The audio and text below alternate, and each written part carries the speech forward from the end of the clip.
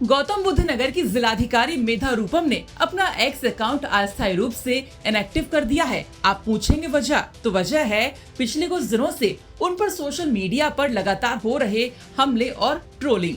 मामला सीधे जुड़ा है उनके पिता ज्ञानेश कुमार से, जो देश के मुख्य चुनाव आयुक्त हैं। बिहार में वोटर लिस्ट के स्पेशल इंटेंसिव रिवीजन यानी एसआईआर को लेकर विवाद बढ़ा हुआ है। इसी बहाने सोशल मीडिया यूजर्स ने मेधा रूपम पर भी व्यक्तिगत टिप्पणियां करनी शुरू कर दी। कई पोस्ट में आरोप लगाए गए हैं कि ज्ञानेश कुमार की बेटियां और दामाद महत्वपूर्ण पदों पर हैं। उनकी बहाली और नियुक्तियों को लेकर भी सवाल उठाए गए।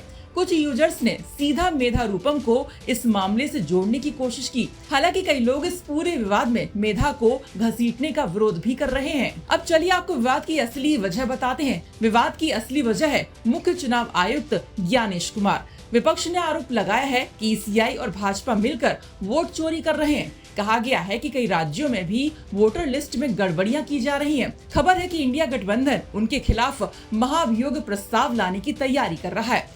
हालांकि ज्ञानेश कुमार ने इन आरोपों को बेबुनियाद बताया है। अब चलिए आपको हम बताते हैं कि बिहार से उठा एक मामला इतना तूल कैसे पकड़ रहा है। तो हुआ ये कि चुनाव आयोग ने घोषणा की कि आधार कार्ड और वोटर आईडी को एसआईआर प्रक्रिया से बाहर रखा जाएगा। इस घोषणा के बाद विपक्ष ने इसे वोट काटने की साजिश बताया। इसी दौरान चुनाव आयोग ने बिहार की वोटर लिस्ट का पहला ड्राफ्ट रोल जारी कर दिया।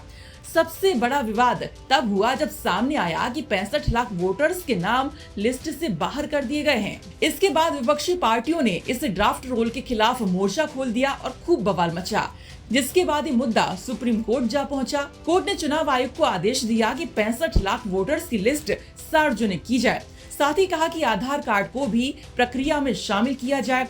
अब इसका नतीजा ये निकला कि मुख्य चुनाव आयुक्त ज्ञानेश कुमार के फैसलों की वजह से डीएम मेधा रूपम पर सोशल मीडिया पर लोग कमेंट करने लगे।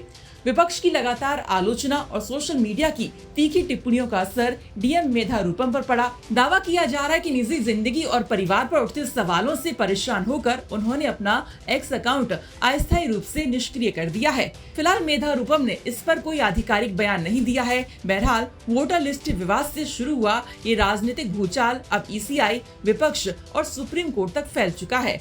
लेकिन इस राजनीतिक जंग की कीमत एक जिलाधिकारी यानी मेधा रूपम को अपनी सोशल मीडिया मौजूदगी छोड़कर चुकानी पड़ी। ब्यूरो रिपोर्ट यूपी तक।